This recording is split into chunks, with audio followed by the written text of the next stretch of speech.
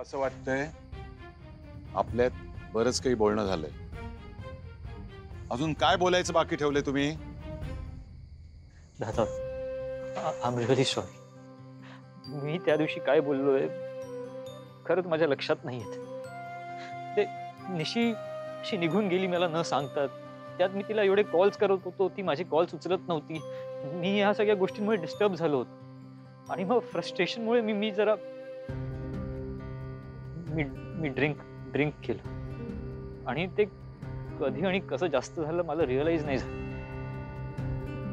आणि एवढ्या सगळ्यात मग इतक्यात तुमचा कॉल आला आणि त्या नशेत मी काय बोललो माझ्या खरंच लक्षात नाही. काय म्हणाला? माझा कॉल आला? हा? हो.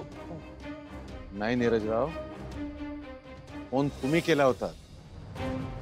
फोन तुम्ही केलात आणि बरंच काही बोललात. बरंच काही.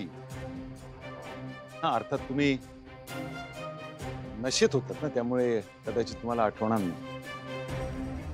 तुमचा चढा आवाज, तुमचे शब्द नाही ना आठवत? शक्य आहे तुम्ही जे जे बोलताय तसंच झालं असेल. मी तुम्हाला कॉल केला असेल आणि मी तुम्हाला जे काही बोललो असेल त्यासाठी मनापासून सॉरी बोलतोय. I am really sorry. माझं तसं इंटेन्शन नव्हतं. कसं आहे नीरजराव, मी माझ्या संपूर्ण आयुष्यात कधी व्यसन केलं नाही. हा, पण असं म्हणतात की माणूस नशेत असल्यानंतर खरं आणि स्वतःच्या मनात जे असतं ना ते बोलून मोकळा होतो.